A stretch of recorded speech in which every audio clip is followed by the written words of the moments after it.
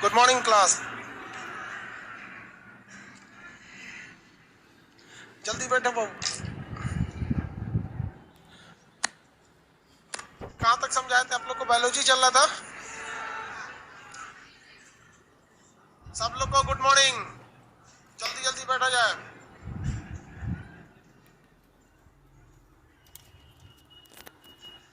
Biology में हम कुछ हद तक समझाए थे, शायद इंडोप्लाज्मिक रेटिकुलम ये सब के बारे में। कोशिका बता रहे थे। हाँ, कल जो पढ़ाए थे याद रहेगा आप लोग को? मटेरियल वगैरह मंडे तक मिलेगा आपको। वैसे भी तो मंडे टू फ्राइडे ही क्लास चलता है। तो आज तो इस वीक का तो आज लास्ट क्लास है। इस वीक का महीने का भी महीना भी खत्म ही है यार। आप बैठ जाओ। लाल सहवाल बैठो बैठो।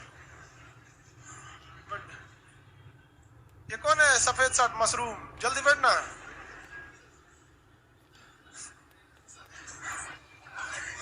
बैठ जाओ बैठ जाओ। ट्विटर का ट्रेंड हुआ, अब इसके आगे देखा जाए अब क्या होता है। अब डिलीट तो हुआ, तो ट्वीट डिलीट किया गया। बहुत जबरदस्त ट्वीट डिलीट किया गया, लेकिन कम से कम इतना तो है कि आप लोग का शक्ति प्रदर्शन तो हो गया। और ये अब बहुत जल्दी हम लोग बहुत जल्दी हम लोग दिल्ली जाने वाले हैं। और हर स्टेट से कुछ टीचर्स लोग इस पे बहुत बेहतरीन ढंग से प्लानिंग अब होने वाला है, क्योंकि इस तरह से आराम से छोड़ देंगे लोग ना तो काम नहीं करेगा सब। चलिए आते हैं अपने टॉपिक पर। लाइव वाले सब लोग जुड़ गए लोग। देखिए बायोलॉजी वगैरह के बारे में कुछ बताए थे, क्वेश्चन पूछेंगे तो बता देंगे आप लोग। बायोलॉजी के बाबूजी किसे कहा जाता है? कोशिका झिल्ली किस में पाई जाती है? पादप में या जानवरों में? दोनों में पाया जाता है। जानवर में बोलता है ये दाढ़ी वाला मौलाना।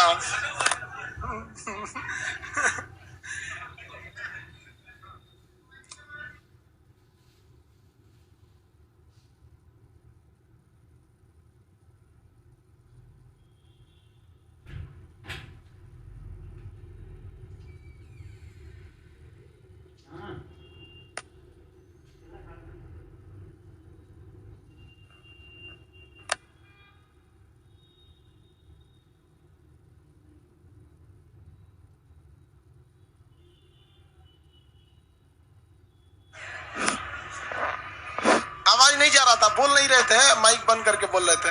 बमनी लोग को बैठने दो।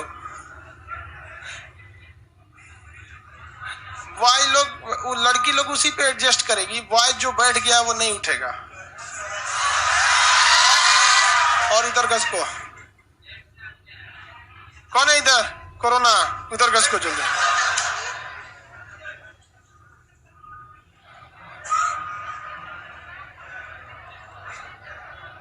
देखो भैया, ये वाला जो अब थोड़ा सा हम रिवाइज करा देते हैं फटाफट। इसे कहते हैं कोशिका झिल्ली, जो किसकी बनी होती है? प्रोटीन की। इसके बाहर जो होता है वो क्या होता है? कोशिका भित्ति। क्या होता है? कोशिका भित्ति। इसे क्या कहते, किसका बना होता है? सेल्यूलोज। कागज, कपड़ा, नोट, ये सब किसके बने होते हैं? सेल्यूलोज। माइटोकांड्रिया को ऊर्जा गृह कहते हैं। इसमें कौन सा चक्र चलता है? क्रेब्स चक्र चलने के लिए कौन से गैस की आवश्यकता है? ऑक्सीजन। कोशिका के अंदर इंटरनल रेस्पिरेशन या आंतरिक श्वसन का काम कौन करता है? कौन? माइटोकांड्रिया। ऊर्जा गृह किसे कहेंगे? माइटोकांड्रिया। ट्रांसफर कौन करेगा? Golgi body. कौन करता है? Golgi body. किसी को कोई दिक्कत नहीं? गोल्जी बॉडी की खोज कैमिलो गोल्जी ने किया। यहां तक बताते। पानी को स्टोर रखने का काम वैक्यूल्स। जानवरों में वैक्यूल्स की मात्रा ज्यादा बड़ी होती है और संख्या में भी ज्यादा होता है, और हम लोग में वैक्यूल्स की मात्रा कम, क्योंकि हम लोग अपने जरूरत के हिसाब से पानी पी लेते हैं। पेड़ पौधों के साथ ये एक बहुत बड़ी समस्या है। समस्या क्या है भाई? कि मतलब कब उसको पानी मिलेगा, कब नहीं मिलेगा, इस सब का एक तो बहुत बड़ा क्या रहता है? समस्या रहता है। आगे बढ़ जा। ये वैक्यूल्स तक बता दिए थे। इसके बाद आगे क्या बताए थे? सेंट्रोसोम। कोशिका विभाजन का काम कौन करता है? सबसे तेजी से कोशिका विभाजन। कहां पर कोशिका विभाजन होती ही नहीं है? कहां पे? ब्रेन में। लेकिन ब्रेन ट्यूमर किसकी वजह से हो जाता है? गिलियल सेल का। ब्रेन में दो तरह के सेल है। ज्यादातर ब्रेन किसका बना होता है? न्यूरॉन का। और 10% गिलियल सेल का बना होता है। कोशिका विभाजन का काम कौन करता है? सिर्फ विभाजन तेजी से होगा तो टूटे फूटे अंग की क्षतिपूर्ति यानी रिकवरी बहुत तेजी से होगी, और अगर ये धीमा हो जाएगा तो बहुत धीमा होगा।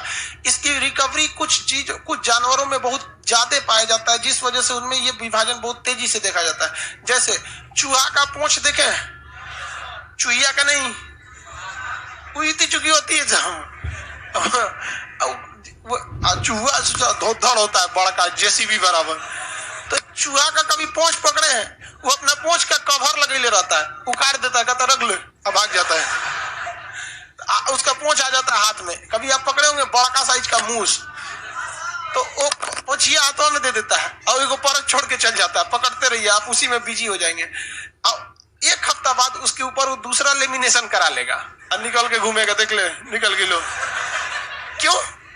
उसके पास सेंट्रोसोम क्या है, विभाजन की क्षमता उसके पूंछ में ज्यादा है, विभाजन की क्षमता ज्यादा है। आगे बढ़ जाए। अब जैसे छिपकली का पूंछ देखेंगे, छिपकली अपना पूंछ गिरा देती है, पूरा सीधे छिपकली अपना पूंछ क्या कर देते, गिरा देते। ये उनका डिफेंस मैकेनिज्म है। अगर छिपकली को मारने जाइएगा तो पूंछ गिरा देगी तो आप भागने लगेंगे, अरे किधर गया, तब तक वो भाग जाती है। तो ये उनका भी पूंछ देखिएगा तो उनमें भी विभाजन बहुत तेजी से होता है। गेंडे का चमड़ा, गेंडा जो होता है ना, गेंडा समझते हैं, गेंडा का जो चमड़ा होता है, गेंडा नहीं देखे हैं? नहीं देखा है तो शीशा में देखना लो, गेंडा नहीं देखा है, या सेल्फी ले लो, गेंडा मिल जाएगा, समझ रहा है?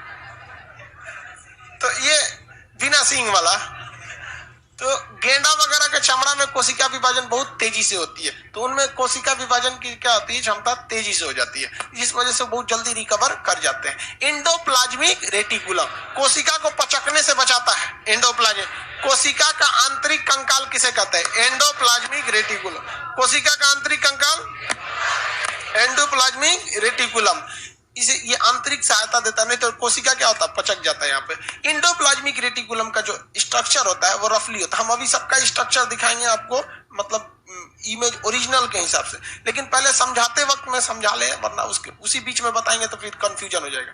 एंडोप्लाज्मिक रेटिकुलम जो होता है उसे हम लोग हिंदी में कहते हैं अंतः प्रदव्य जालिका। अंतः प्रदव्य जालिका, अंतः प्रदव्य जालिका, एंडोप्लाज्मिक रेटिकुलम, ये 2 टाइप का होता है। कितने टाइप का? 2 टाइप। एक ही होता है, लेकिन इसका एक पार्ट जो होता है ना बड़ा स्मूथ होता है। क्या होता है? स्मूथ। स्मूथ मतलब समझते हैं चिकन, और एक साइड जो होता है ना वो रफ होता है। क्या होता है? रफ।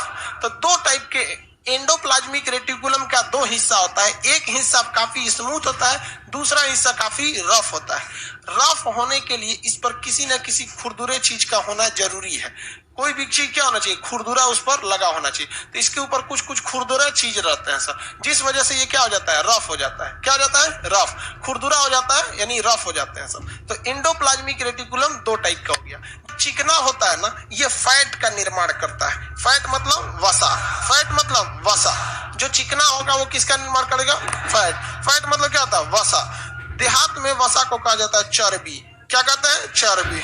कहते हैं ना देर चर्बी चढ़ गया है तोरा, चर्बी डगरा देंगे हम यहाँ। चर्बी, उसी को क्या कहते हैं? चर्बी। तो चर्बी का निर्माण कौन करता है? चर्बी का निर्माण स्मूथ एंडोप्लाज्मिक रेटिकुलम। चर्बी का निर्माण क्या होता है? Smooth endoplasmic reticulum. किसी को कोई दिक्कत नहीं है? चर्बी यानी फैट होता है। फैट हमारे शरीर में रहना जरूरी है, तो यहीं पे निर्माण होता है। अब जो रफ वाला हिस्सा है, ये रफ वाला, ये प्रोटीन का निर्माण करेगा। किसका निर्माण करेगा? प्रोटीन का। प्रोटीन का निर्माण क्यों कर देता है? ये रफ वाला हिस्सा प्रोटीन का निर्माण करता ही नहीं है। एक्चुअली इस रफ वाले हिस्सा के ऊपर छोटे छोटे क्या पाए जाते हैं? डॉट पाए जाते हैं। इन डॉट्स को हम लोग राइबोसोम कहते हैं। क्या कहेंगे? राइबोसोम। इन डॉट को राइबोसोम के नाम से जानते हैं। इन डॉट्स को क्या कहेंगे? राइबोसोम। किसी को कोई दिक्कत नहीं है? तो एंडोप्लाज्मिक रेटिकुलम जो हो गया, इसके कितने भाग होते हैं? 2। कितने भाग? 2। एक हो गया स्मूथ, दूसरा हो गया रफ। स्मूथ वाला क्या बनाएगा? वसा, फैट या चर्बी। रफ वाला क्या? रफ वाला प्रोटीन बनाता है, या रफ साइड में जो राइबोसोम है वो बनाता है?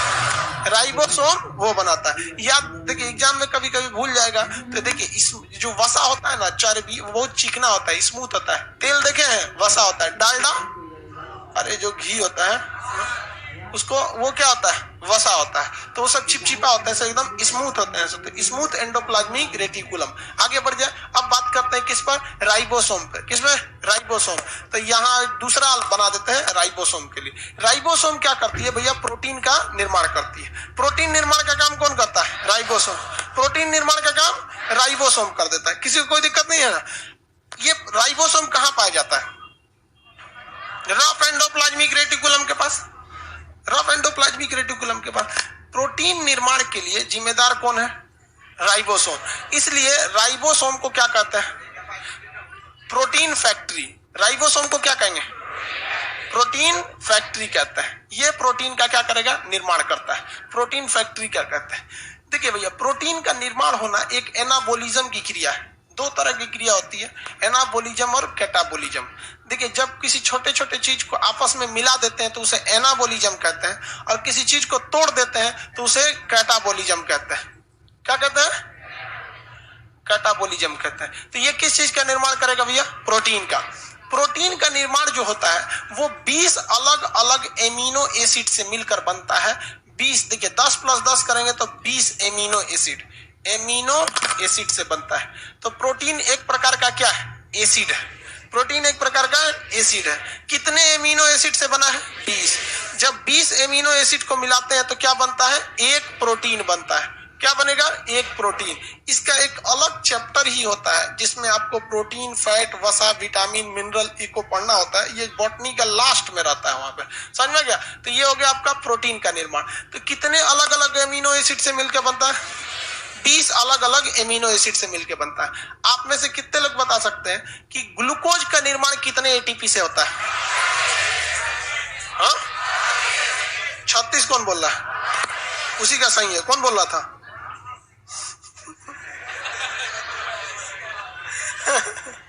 अरे 36 एटीपी से नहीं बनता भाई, लोग क्रैब साइकिल के बाद 36 एटीपी बनता। पायरुविक एसिड जब टूटता है तो 18 एटीपी, दूसरा पायरुविक टूटेगा तो 18 36 होता है, फिर 2 एटीपी का गेन होता है। ये आगे का चैप्टर है, लेकिन टोटल ओवरऑल समझेंगे 38 एटीपी। देखो लाइव वाले तक सब बताता है, यहाँ पे 36 बता रहा है। बहुत देखिए, इसमें कौन हम पूछना चाह रहे हैं, देखना चाहिए वो है कौन, रीजन क्या, वो हमसे मिलता जुलता है। एग्जाम में जब हम मैट्रिक का एग्जाम दे रहे थे ना, तो एक क्वेश्चन आया था कि एक ग्लूकोज के निर्माण में कितने एटीपी का योगदान होता है। हम खुद 36 मार के आए थे कभी कभी दिमाग से ना गड़बड़ हो जाता है, कोई कोई चीज बड़ा तेज मिस्टेक कर जाता है, तो हम भी गलत मार के चले आए गड़बड़ हो गया था वहां। तो 38 एटीपी मिला के बताएंगे तो क्या बनेगा, एक ग्लूकोज। तो ग्लूकोज का बनना भी एक प्रकार का एनाबोलिज्म है। प्रोटीन का बनना भी एक प्रकार का एनाबोलिज्म है। हम डायरेक्ट भी लिख सकते थे कि 20 प्रकार के एमिनो एसिड से क्या बनता है, एक प्रोटीन, लेकिन हम 10 + 10 रखे हैं। देखिए, ये 10 तो हमारे शरीर में पहले से रहता है, 10 हमारे शरीर में पहले से रहता है, और ये 10 को भोजन में खाना होता है। इस 10 की कोई कमी नहीं होती है, अतः इसे हम कहते हैं अननेसेसरी एमिनो एसिड, अनावश्यक। लेकिन इसको खाना में बढ़िया बढ़िया खाना खाएंगे तभी मिलेगा, और तब आपका प्रोटीन का निर्माण होगा। और ये प्रोटीन हमें ऊर्जा देती है, हमारे शरीर की वृद्धि करती है, शरीर की वृद्धि करती है। कहीं कट फट गया तो उसकी भरपाई कौन करेगा, प्रोटीन के ही थ्रू। ये क्या होता है यहाँ पर। तो बताइए, एमिनो एसिड कितने प्रकार के, 20। हमारे लिए आवश्यक कितना, 10। ये आवश्यक एमिनो एसिड मिलते कहां से, भोजन से, जो नेसेसरी है, और जो अननेसेसरी है उसकी संख्या 10। ये शरीर में पहले से उपस्थित रहते हैं। टोटल कितने प्रकार के अमीनो एसिड, 2। इससे किसका निर्माण हो गया, प्रोटीन का। किसका निर्माण हो गया, प्रोटीन का। प्रोटीन का मेन काम, जिस तरह ग्लूकोज का मेन काम क्या है भैया, ऊर्जा देना। हमें ऊर्जा कौन देता है, ग्लूकोज। हमें ऊर्जा कहां से मिलती है, ग्लूकोज। हम जो आपको पढ़ा रहे हैं, हमें ऊर्जा कहां से मिली है, ग्लूकोज को रात में खाए हैं, सो गए थे, रात भर उसमें क्या बना होगा, पाचन हो के क्या बन गया, ग्लूकोज। अभी उठ के पढ़ा रहे हैं आपको, समझ में गया। तो ये हमारे शरीर में ग्लूकोज ऊर्जा देता है। लेकिन प्रोटीन का 2 काम होता है, प्रोटीन का 2 काम, 3 काम। कितना काम, 3, 2 को नहीं। देखिए,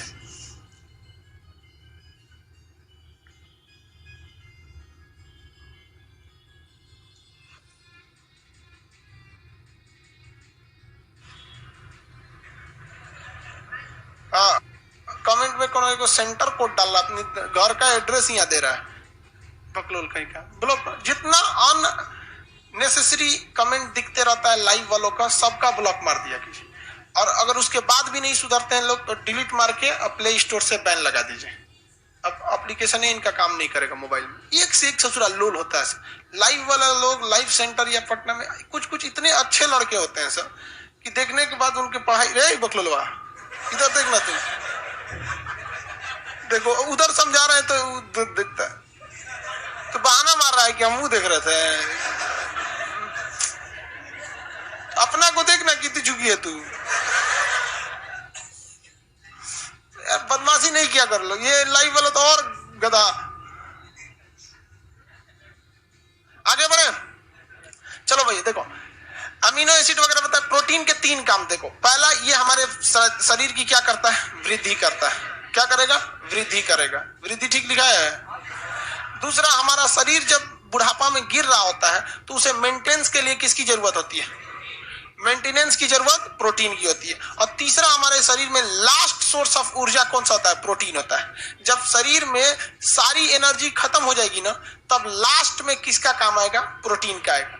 प्रोटीन डायरेक्ट हमें एनर्जी नहीं देता है, लेकिन जब मरने उरने की नौबत आ जाती है, 20-25 साल से कोई भूखले रह गया तो उसे कौन करता है भैया, तब उसको 20-25 साल का रहे हैं, 10 भूख हड़ताल पर कोई बैठ जाएगा 10 दिन, तो 10 दिन भूख हड़ताल पर बैठ जाएंगे तो उसको ऊर्जा वगैरह नहीं मिल रहा है, तब शरीर में जो पहले से प्रोटीन है वो ऊर्जा देगा। तो बैकअप एनर्जी सोर्स क्या हो सकते हैं, प्रोटीन।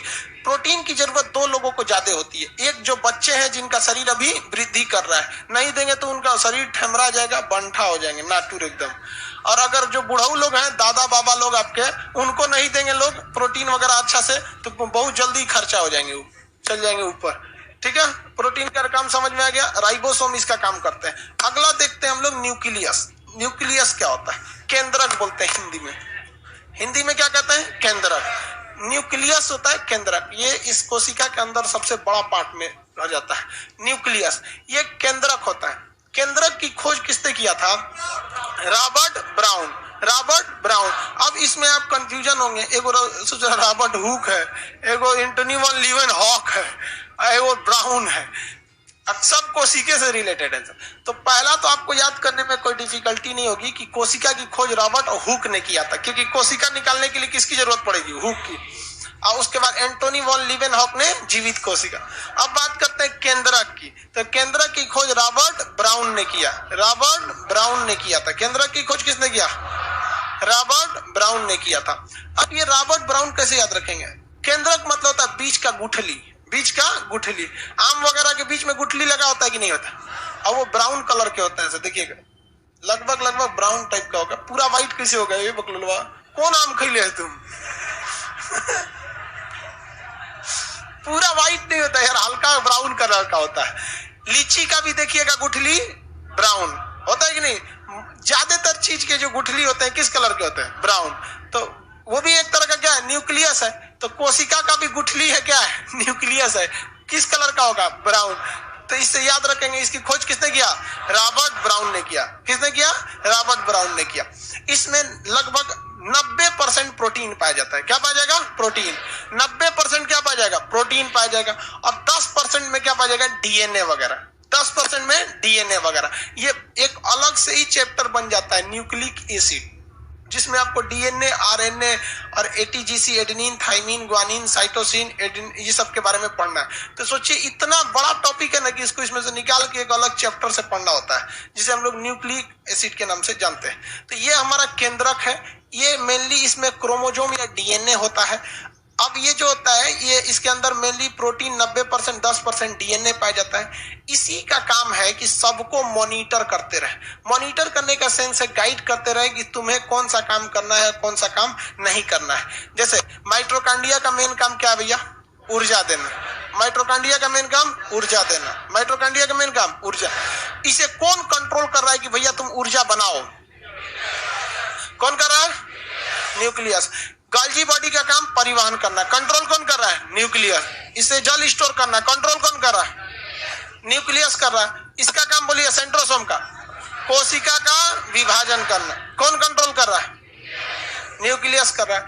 जिस तरह से आप लोग को कंट्रोल यहाँ पे कौन कर रहा है, हम कर रहे हैं। तो हर तरह कोई भी इधर उधर काम करेंगे तुरंत हम आप लोग को क्या करते हैं, कंट्रोल करते हैं। समझ रहे तुम? तो इधर न्यूक्लियस के पास बैठ के तुम बकलो, कितना ढीठ है ये। तो अब आगे देखिए, तो कंट्रोलिंग का काम, ईआर मतलब क्या हो गया, एंडोप्लाज्मिक रेटिकुलम। एंडोप्लाज्मिक रेटिकुलम, इसका दो काम है, प्रोटीन का निर्माण इसके रफ साइड में होगा राइबोसोम की मदद से, और वसा का निर्माण स्मूथ साइड में। लेकिन एक न्यूक्लियस की खराबी है, न्यूक्लियस कंट्रोल कर सकता है, बस पनिश नहीं कर सकता है। ये सबसे बड़ी खराबी होती है।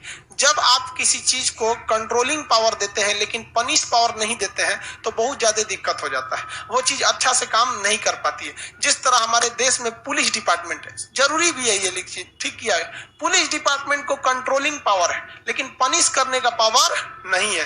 पुलिस आपको गिरफ्तार कर सकती है, मर्डर कर दीजिएगा तो जानती है कि सब है, मर्डर है, ये है, तो पुलिस को क्या जिम्मेदारी, वो भी कहेगा तुम मर्डर किया ही है, जज साहब भी फांसी देंगे ही, ये दरोगा जी मार दीजिए आप ही, काहे लिए नहीं, उसको कहां ले जाना पड़ेगा, जुडिशरी में ले जाना पड़ेगा। उसी तरह से कंट्रोलिंग करने का काम कौन करता है, न्यूक्लियस। और काम अगर अच्छा से नहीं करेंगे ना तो यहाँ एक जुडिशियल मजिस्ट्रेट बैठा हुआ है फांसी की सजा देने के लिए, लाइसोसोम। क्या नाम है, लाइसोसोम। ये पूरी कोशिका के अंदर सबसे अजीब बुद्धि का है ये। इसके अंदर भरा होता है हाइड्रोलाइटिक एंजाइम। कौन सा एंजाइम, हाइड्रोलाइटिक एंजाइम। इसके अंदर कौन सा एंजाइम है, हाइड्रोलाइटिक एंजाइम। एंजाइम का नाम हाइड्रोलाइटिक एंजाइम, हिंदी में कहते हैं जल अपघटक एंजाइम। क्या कहेंगे, जल अपघटक एंजाइम। इंग्लिश भी तो सिंपल है, जल को हाइड्रोलाइटिक एंजाइम, जल अपघटक एंजाइम। अपघटक का मतलब होता है तोड़ देना। तो इसके अंदर हाइड्रोलाइटिक एंजाइम भरे होते हैं। ये एंजाइम बहुत ही पावरफुल होते हैं, किसी चीज के ऊपर छिड़क दीजिएगा ना तो उसको खत्म कर देते हैं। तो ये गोल संरचना होती है थैले के समान, जिसके अंदर हाइड्रोलाइटिक एंजाइम भरा होता है। ये एंजाइम अगर किसी कोशिका के अंग पर, कोशिका पर नहीं, कोशिका के किसी भी अंग पर अगर उस पर छिड़क दिया जाएगा तो अंग क्या हो जाएगा, खत्म हो जाएगा। क्या हो जाएगा, खत्म हो जाएगा। तो मान के चलिए माइटोकॉन्ड्रिया, इसका काम है ऊर्जा बनाना, लेकिन ये कह रहा है कि नहीं हम ऊर्जा नहीं बनाएंगे। तो न्यूक्लियस उसको कहेगा ऊर्जा बनाओ, क्या नहीं बना रहा, तो कह रहा अभी तबीयत ठीक ना है, ना बनाएंगे। तो कहेगा ठीक है 2 दिन इंतजार कर ले। लेकिन इसका मन बढ़ जाएगा, अस्कतिया काम ना करना चाहेगा, तो तब क्या करेगा, तब ये किसको बोलेगा, लाइसोसोम के, कि बहुते मन बढ़ गया इसका, तो उसको बुलाएगा इधर, इधर नहीं आएगा तो लाइसोसोम सट जाएगा जाके इधर, सटा के तनिसा, और अंदर से क्या मार देगा, लाइसोसोम के अंदर क्या है, जल अपघटक एंजाइम, छिड़क देगा उसके ऊपर, जो क्या कर देगा, इसे छिड़क देगा, और जहां छिड़केगा ना तो क्या हो जाएगा, खत्म हो जाएगा, पूरी तरह से क्या हो जाएगा, खत्म हो जाएगा। तो इस कोशिका जो है वो माइटोकॉन्ड्रिया विहीन हो जाएगी। अब वहां माइटोकॉन्ड्रिया नहीं रहेगा। अब काम आएगा किसका, सेंट्रोसोम का, कि एक और विभाजन करके नया माइटोकॉन्ड्रिया का निर्माण करे। क्योंकि बताए हैं विभाजन का मतलब होता है उसी जैसे एक छोटे का निर्माण करना जो बड़े होकर उसी का स्थान ले लेगा। तो सेंट्रोसोम, अब न्यूक्लियस किसको कहेगा, सेंट्रोसोम को, कि चचा मर गई लो, बना तुम यहाँ पे, बना यहाँ पे। तो जब भी कोई चीज मरता है, काम नहीं करेगा, तो जुडिशियल मजिस्ट्रेट कौन है, कोशिका, लाइसोसोम, तुरंत उन लोग को क्या कर देता है, टपका देता है। चाय तो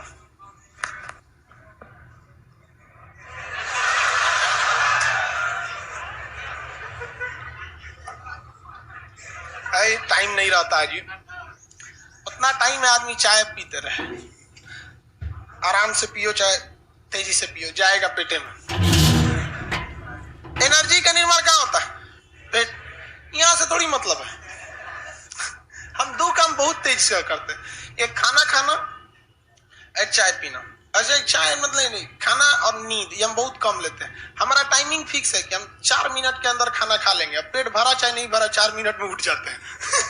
कौन खाएगा, सोच रहा है इतना ज्यादा खाएंगे नींद आने लगेगा। चलो मेन टॉपिक पे देखते हैं। जो लाइसोसोम क्या करता है, कोई भी काम अगर नहीं करेगा तो उसको क्या करता है, गला देता है, मार और के क्या कर देगा, गला देगा। यहाँ कभी कभी सोच रहा गड़बड़ हो जाता है, सब कोशिका स्ट्राइक पे चल जाते हैं कि हम नहीं काम करेंगे।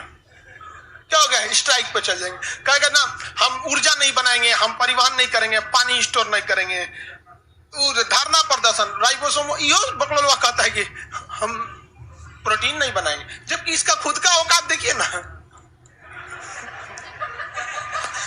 इसका खुद का क्या औकात है राइबोसोम का। ये भी कहता है कुछ नहीं करेंगे, तो न्यूक्लियस कहता है पगला कहीं का। देखिए आप स्ट्राइक कीजिए, धरना कीजिए, कुछ भी कहिए, पुलिस डिपार्टमेंट का काम है आपको मना करना।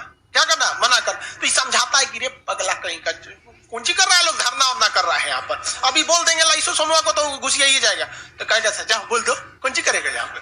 तो ये ससुरा जाके बोल देता है किसको? लाइसोसोम को। लाइसोसोम सबको समझाता है कि काम करो काम करो, कहता ना हमारी मांगे पूरी हो, कहता है ससुरा हमारी मांगे पूरी हो। तो लाइसोसोम के अंदर क्या भरा है? जल अपघटन एंजाइम, वो अपने को फाड़ लेता है। ले अब पूरा छिड़का गया अंदर अंदर, सब बेचारा न्यूक्लियस न्यूक्लियस सब मर गया। जा है हमारी मांगे पूरी हो, मर गया यहाँ पे। तो कोशिका को पूरी तरह बर्बाद कौन कर देता है? जानबूझ के करता है। तो बर्बादी का कारण ये लोग खुद है। ये कहता है कि तुम जिस लिए हो तुम उसको करना ही पड़ेगा, तुमको हर हाल में करना पड़ेगा। अगर कोई पुरुष कहता है कि हमको मतलब घर का खर्चा न चल रहा, नहीं कमा पा रहे, भाई तुमको हर हाल में, तुम पैदा हुआ इसीलिए, घर को खींचेगा तुम, समझ में गया। अगर तुम इसके शिकायत कर रहे हो तो तुम्हारे लिए एक लाइसोसोम की जरूरत है। तुम इसीलिए हुए हो, पुरुष जन्म में लिया है परिस्थितियों से थुराने कुचाने के लिए। वो पैदा जब से हुआ, लेकिन उसको रो नहीं सकता वहां पे थुराने के। अब कोई महिला कहती है मैं घर से काम नहीं हो रहा है, तो केकरा को उठा के लाई? पहलकी को।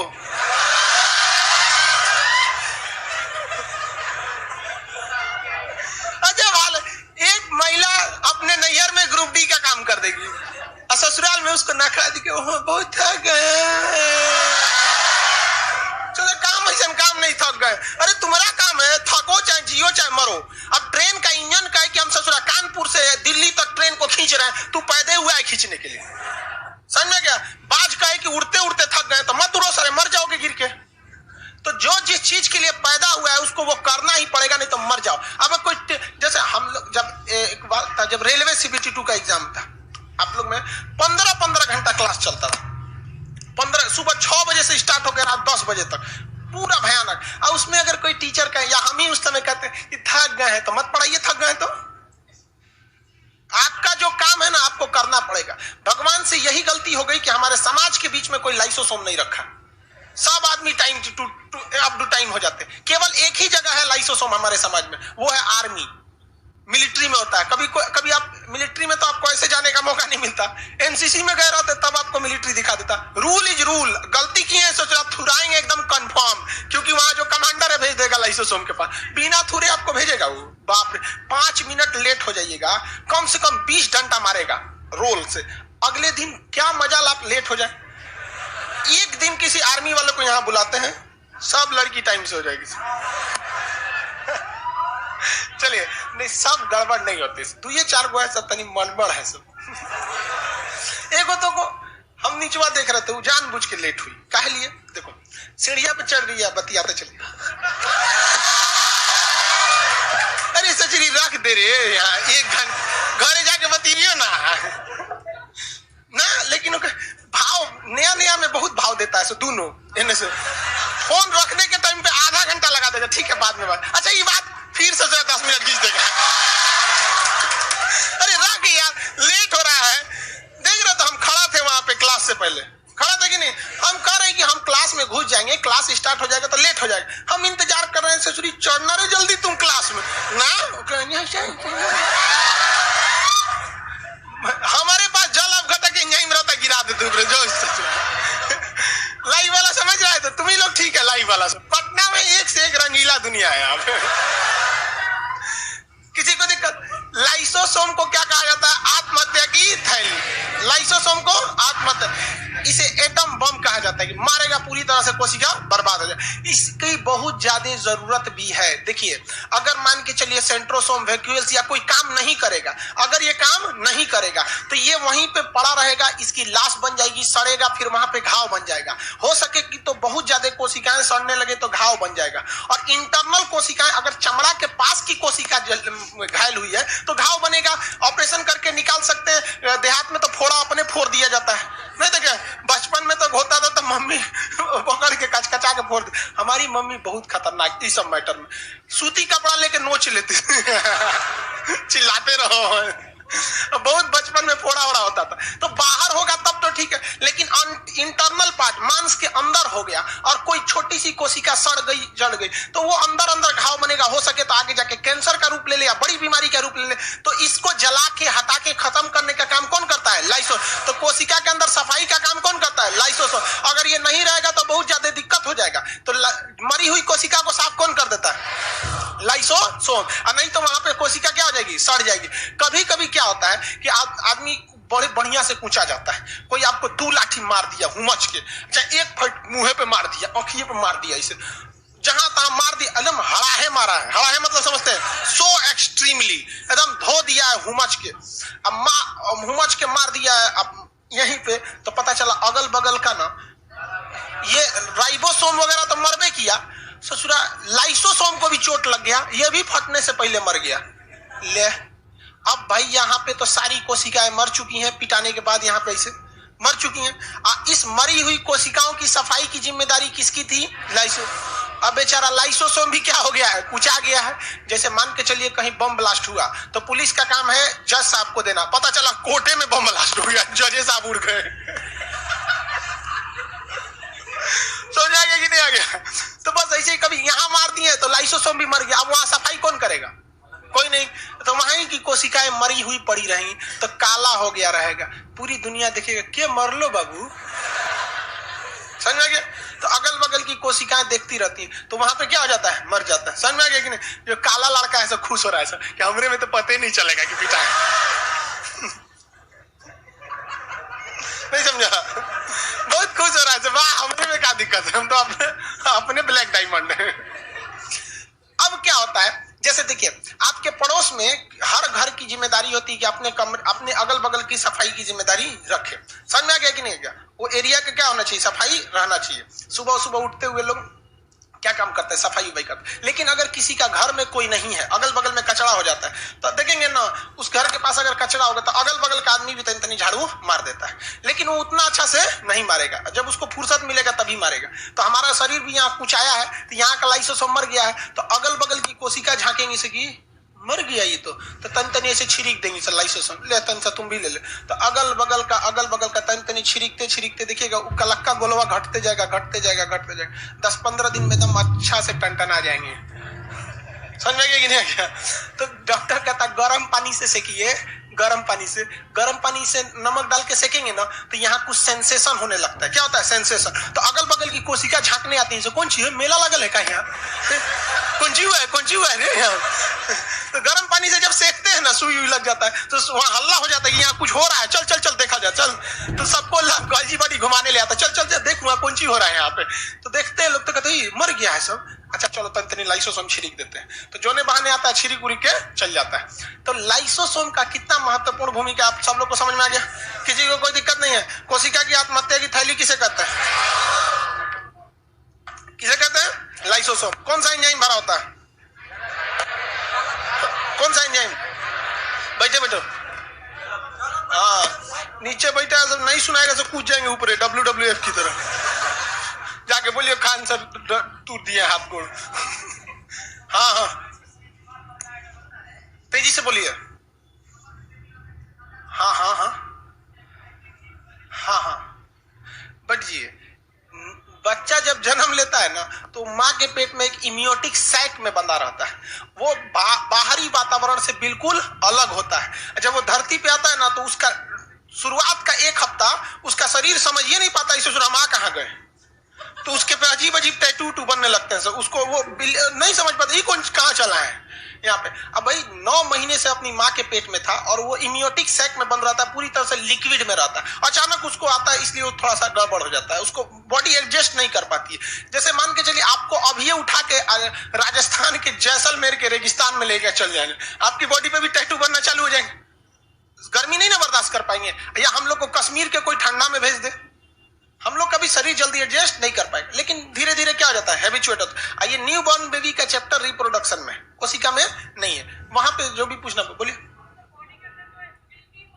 हाँ वो भी इसी सब के बाद देखिए गिल्टी हो गया, इंजेक्शन लगा दिए टाइट हो जाता है कभी कभी, ये सब चीज, ये सब मतलब समझिए कि कोशिका है वहां पे अब काम अच्छा से नहीं कर रही है। वहां जरूरत किसकी है? लाइसोसोम। लेकिन कहीं कहीं अब लाइसोसोम बेहतरीन ढंग से काम नहीं कर पाता तो गिल्टी उल्टी हो जाता है, ऑपरेशन करके भी क्या करना पड़ता है, निकालना पड़ता है। इसकी एक और समस्या देखिए, अगर मान के चलिए हम दौड़ रहे हैं तो आपस में लड़ने लगेंगे सब। भाई एगो बैग में आप गिलास, थरिया, लोटा, कलम, कॉपी रख के दौड़ेंगे तो ठन ठन ठन ठन बजेगा कि नहीं बजेगा? ये भी बजने लगेगा ठन ठन ठन। हम ऐसे दौड़ेंगे तो सब कोशिका आपस में लड़ने लगेंगे। आपस में लड़े तब तक ठीक है, कहीं से सुरा इसको गुस्सा आ गया तब क्या करेगा ये?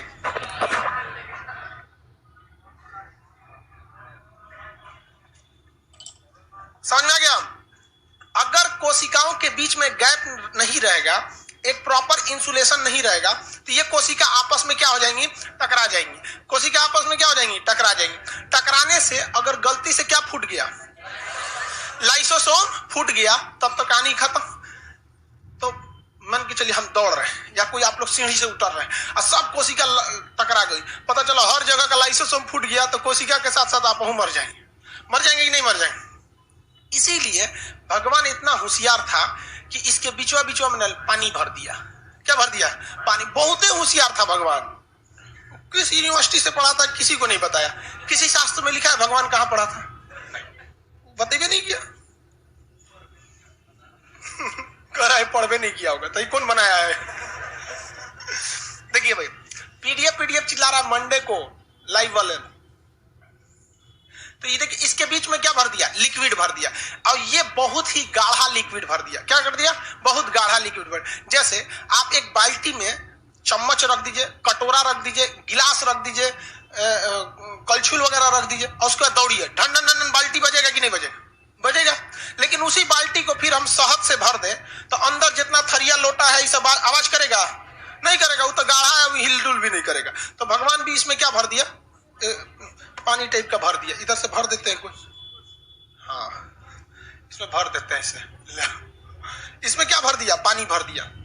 क्या भर दिया? पानी भर दिया। और ये पानी इसको क्या कर दिया, बहुत गाढ़ा द्रव भर दिया। ये गाढ़ा द्रव जो था इसे हम लोग कहा गया कोशिका द्रव। क्या कहा गया? कोशिका द्रव। क्या कहा गया? कोशिका द्रव कोशिका के अंदर आपस में घमासान न हो जाए इसके लिए क्या बना के रखता है, गैप बना के रखता है। और कोशिका सूख कर खराब न हो जाए इसलिए भी वो बना के रखता है। जैसे अचार जब भरा जाता है देहात में तो देखिएगा अचार को सूखे नहीं रखा जाता है, वरना वो क्या हो जाएगा, खराब हो जाएगा। उसमें खूब बढ़िया से तेल और रख के बंद दिए, मिर्तबान में बंद कर दिए। पहले अचार वगैरह घरे भरा जाता था, जाता होता से, पहले आदमी खाली रहता था, हर चीज रेडीमेड आ गया, मंगा ली। तो इसके अंदर जो द्रव भरा हुआ है इसे क्या कहते हैं, कोशिका द्रव, साइटोप्लाज्म। क्या कहेंगे, साइटोप्लाज्म। साइटो मतलब क्या होता है, कोशिका, और प्लाज्म मतलब द्रव। तो साइटोप्लाज्म कोशिका के अंदर भरे गए द्रव का नाम क्या है? ये कोशिका को सूखने नहीं देता है तथा आंतरिक अंगों को टकराने भी नहीं देता है। तो ये कोशिका द्रव था। अब बाद में दिक्कत ये हुआ, वैज्ञानिकों ने देखा तो पाया कि ससुरा न्यूक्लियस के अंदर क्रोमोजोम है, न्यूक्लियस के अंदर डीएनए है, आरएनए है, न्यूक्लियोटाइड है, इसके अंदर भी बहुत ज्यादा सामान है, ये भी ससुरा टकरा के टूट जाएगा। तो देखा गया कि भगवान बहुत होशियार है, एकरों के अंदर एगो लिक्विड भर ले है, उसका नाम दिया गया केंद्रिका द्रव। क्या दिया गया, केंद्रिका।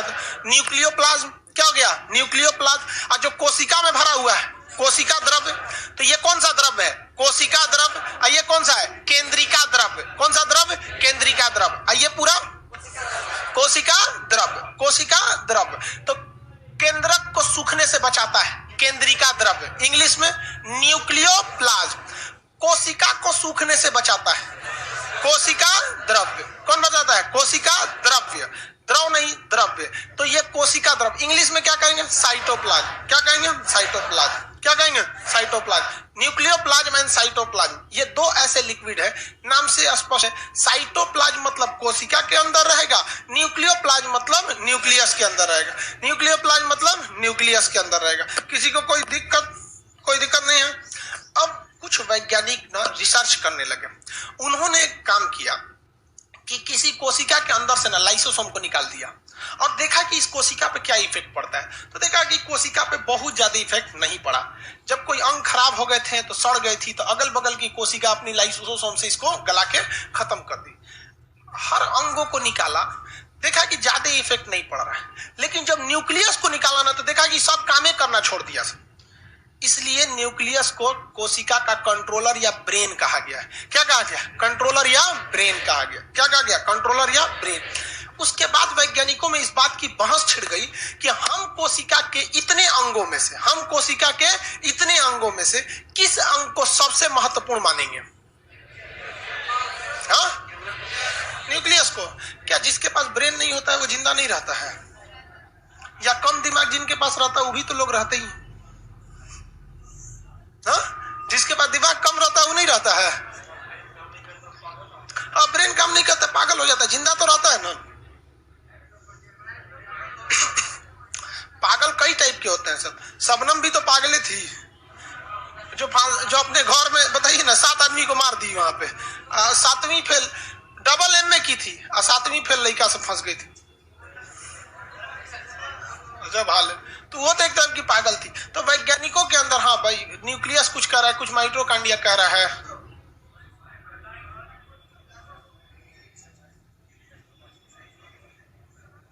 बताइए कुछ दिमाग लगाइए आप। देखिए एक बात बताते हैं, सुनिए ध्यान से। आप लोग कभी कभी ना सोचने समझने की क्षमता खोने लगता है। सबसे मुख्य अंग किसे कहा जाता है जिसके बिना एक पल भी काम ना हो सके?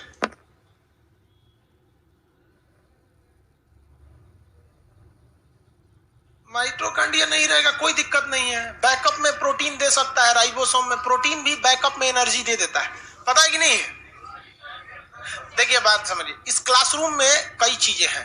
कैमरा भी है, अगर कैमरा हटाएंगे तो लाइव क्लास डिस्टर्ब हो जाएगा, लेकिन पटना के क्लास पे कोई फर्क नहीं पड़ेगा। इस क्लासरूम में पंखा भी है, हटाएंगे तो गर्मी लगेगा, लेकिन अगर हम पढ़ाएंगे तो आप भागेंगे नहीं। भले चिल्लाएंगे कि सर गर्मी लग रहा है, लेकिन पढ़वे करिएगा, है कि नहीं? माइक है, माइक हटा देंगे तो ये है कि बहुत कम बच्चों को पढ़ा पाएंगे, लेकिन पढ़ाएंगे तो जरूर। लाइट है, ये बंद कर देंगे तो ओरिजिनल कलर में हम अपने दिखने लगेंगे, समझ गया कि नहीं है क्या? लेकिन देखिए सबसे मुख्य अंग इस क्लासरूम का क्या है? हाँ, खान सर। अगर हमको हटाए ना तो सब धरल का धरल ला जाएगा, सब काम खत्म हो जाएगा। सब कुछ से काम हो सकता है। मान के चलिए 2 दिन ऑपरेटर नहीं आए, खुद से कर देंगे। ऑफिस में 2 आदमी नहीं आए, शटर गिरा देंगे, क्या एडमिशन नहीं होगा, क्लास चलेगा? यही ना हो सकता है। लेकिन जिस दिन हम नहीं आए पॉसिबल है क्लास हो जाएगा? नहीं। उसी तरह वैज्ञानिकों के बीच इस बात की जंग छिड़ गई कि ससुरा सबसे जरूरी क्या है। तो उसमें कई लोग डिसाइड कर रहे थे, कुछ लोग का बात अटक गया था किस चीज पर आकर, न्यूक्लियस और माइटोकॉन्ड्रिया पर। लेकिन इसी में पुरकिंजे वगैरह जैसे कुछ खतरनाक खचड़ा वैज्ञानिक था सब। वो क्या किया सब ना, सिरिंज लगा के सब पनिया घींच लिया, सब जो कोशिका द्रव था उसको घींच लिया, सब कोशिका के अंग मर गए। कोशिका के सारे अंग क्या हो गए? सब मर गए, सूख के मर गया सब। भाई साहब अकेले पूरी कोशिका को डिस्टर्ब कर दिया, कौन? कोशिका द्रव। फिर दिमाग लगा एक काम करते हैं, केंद्रकवा बच गया, सब सूख के मर गया सब, लेकिन बच कौन गया? केंद्रक। बता सकते हैं क्यों केंद्रकवा बच गया? ओकरे पास अपना लिक्विड था, तो उसने ओ में सिरिंज लगा के घींच लिया ओकरो लिक्विड, देखा कि यो मर गया। तब कहा गया कि सब चीज धारा का धारा रह जाएगा। कहते हैं ना कि love is life, but I think oxygen is more important, है कि नहीं? सबसे जरूरी तो ऑक्सीजन है यार। बाद में सोचा जिंदा रहेगा तो लव हेट कुछ भी करते रहेगा। बस वैसे ही काम समझिए, ये सारे अंगों के लव हेट कुछ भी करते रहेगा। बस वैसे ही काम समझिए, ये सारे अंगों की जरूरत है भाई। इनको जिंदा रखने के लिए किसकी जरूरत है? कोशिका द्रव की। और न्यूक्लियस को जिंदा रखने के लिए न्यूक्लियस। फिर बात अटक गया कि भैया केंद्रिका द्रव जरूरी है कि कोशिका द्रव जरूरी है। तब यहां बहुत लंबी बहस चली, तो डिसाइड किया गया कि भैया दोनों जरूरी है, दोनों का दोनों जरूरी है। क्योंकि अगर ये लिक्विड खींच लिए तो केंद्रक काम नहीं करेगा, फिर वो अपने मन से विदाउट मतलब कमांड वो कोशिका काम करेगी। और अगर आप कोशिका द्रव खींच लिए यानी साइटोप्लाज्म खींच लिए तो पूरी कोशिका मरेगी, और अगर केंद्रिका द्रव खींच लिए तो केंद्रिका मरेगी। तब डिसाइड किया गया कि भाई साहब ये दोनों ही जरूरी है। इसलिए वैज्ञानिक इस निष्कर्ष पर आए कि इसको कोशिका केंद्रिका द्रव और कोशिका द्रव इन दोनों को संयुक्त रूप से वो जीव द्रव्य कहने लगे, क्योंकि ये एक ऐसा द्रव है जो जिंदा रहने के लिए जरूरी है, इसलिए इसका नाम क्या पड़ गया, जीव द्रव्य। तो जब हम आपको जीव द्रव्य बोलेंगे, क्या बोलेंगे, जीव द्रव्य, तो जीव द्रव्य में कितने द्रव आएंगे, दो, एक कोशिका द्रव, दूसरा केंद्रिका द्रव, केंद्रिका द्रव। इसे दोनों जीव द्रव को क्या कहेंगे, प्रोटोप्लाज्म, क्या कहेंगे, प्रोटोप्लाज्म। तो प्रोटोप्लाज्म जीवन के लिए सबसे जरूरी क्या है, प्रोटोप्लाज्म, सबसे जरूरी प्रोटोप्लाज्म। प्रोटोप्लाज्म के कितने अंग, दो, एक साइटोप्लाज्म और एक न्यूक्लियोप्लाज्म, साइटोप्लाज्म और न्यूक्लियोप्लाज्म। इंग्लिश में बोलेंगे, हिंदी में, पूरी जीवन की इकाई के लिए सबसे जरूरी क्या है, जीव द्रव। जीव द्रव में कितने द्रव, कौन कौन, कोशिका द्रव और केंद्रिका द्रव, कोशिका द्रव और केंद्रिका। जबकि किसी नए नए लड़के को देखिएगा ना, तो सबसे कम वैल्यू किसको देगा पता है, इसी द्रव को। दिखने में ये कुछ खास वैल्यू वाला लग भी नहीं रहा है, कोई खास वैल्यू लग रहा है इसका, पर्टिकुलर कोई काम नहीं है, लेकिन सबके लिए ये जरूरी हो जाता है। तो जीव द्रव्य में कितने चीज, जीव द्रव्य में दो चीज होते हैं जीव द्रव्य में। जैसे मान के चलिए कोशिका है, ये कोशिका, इसके अंदर हम बना दिए न्यूक्लियस, न्यूक्लियस में जो लिक्विड भरेंगे ये केंद्रिका द्रव, और जो इसमें लिक्विड भर देंगे कोशिका द्रव। इन अब पूरी को क्या कहेंगे, जीव द्रव, पूरा का पूरा क्या है, जीव द्रव। तो ये हो गया जीव द्रव्य, जीव द्रव्य। ये कोशिका द्रव्य, कोशिका द्रव्य। आइए केंद्रिका द्रव्य, इंग्लिश में बोलिए न्यूक्लियोप्लाज्म, साइटोप्लाज्म, ओवरऑल में प्रोटोप्लाज्म, ओवरऑल में प्रोटोप्लाज्म, ओवरऑल में क्या हो जाएगा, प्रोटोप्लाज्म। किसी को कोई शौक, कोई दिक्कत नहीं है यहाँ पर। इसके अब थोड़ा सा आउटर पार्ट में हमको समझना पड़ेगा, कोशिका का क्या चीज होता है, आउटर पार्ट, जिसमें सीलिया और फ्लेजला होते हैं। क्या होते हैं, सीलिया और फ्लेजला। हमारे शरीर में कुछ ऐसी भी कोशिकाएं हैं जिसका जगह फिक्स नहीं है, जिसका जगह फिक्स नहीं है, वो मूविंग पार्ट है। क्या है, मूविंग पार्ट है। जैसे हमारी ब्रेन की कोशिका, कभी सुना है कि ब्रेन की कोशिका लीवर में आ गया, अब यहां से आपको आदेश दिया जाए फिजिक्स पढ़ो, केमिस्ट्री पढ़ो। कुछ चीजें होती हैं जो फिक्स रहती हैं, कुछ चीजें जो फिक्स नहीं रहती हैं। तो कोशिका को एक जगह से दूसरे जगह मूव कराने पड़ते हैं। जैसे सबसे बड़ा एग्जांपल होता है, मेल के अंदर स्पर्म मूविंग है, फीमेल के अंदर ओवम, ये भी क्या है, मूविंग। तो इस तरह कुछ कोशिकाएं होते हैं जो मूविंग होते हैं। तो मूव कराने के लिए कोशिका के पास हाथ पैर तो है नहीं है, नहीं। तो इसके बाहर एक बालनुमा संरचना पाई जाती है, कोशिका के अंदर बालनुमा संरचना पाई जाएंगे इस तरह बाहर की ओर। अब ये क्या करता है, डगरने में सहायता कर देता है, डगरने में क्या करता है, सहायता कर देता है, मूव करने में क्या कर देगा, सहायता करेगा। इसी बालनुमा संरचना को हम सीलिया और फ्लेजला कहते हैं। क्या कहेंगे, सीलिया और फ्लेजला। क्या सारी कोशिकाओं में सीलिया फ्लेजला पाया जाएगा, क्या जरूरत है भाई, जिसको मूव नहीं करना है उसमें सीलिया फ्लेजला का कोई खास वैल्यू नहीं है। तो मूविंग जिसमें करना है उसे किसकी चीज की जरूरत है, सीलिया और फ्लेजला की, सीलिया और फ्लेजला। ये हेयर लाइक स्ट्रक्चर होता है, hair like structure internal part में होता है या एक्सटर्नल, एक्सटर्नल। इंटरनल पार्ट में क्या होगा, गाड़ी के अंदर चक्का होता है, बारहवान होता है, तो एगो स्टेपनी साइड में दिया रहता है, कभी एगो पंचर हो जाए तो उसको लगा के चलिएगा कुछ दूर। तो सीलिया और फ्लेजला होता है। इसमें सीलिया जो होता है वो साइज में छोटा होता है और फ्लेजला जो होता है साइज में बड़ा होता है।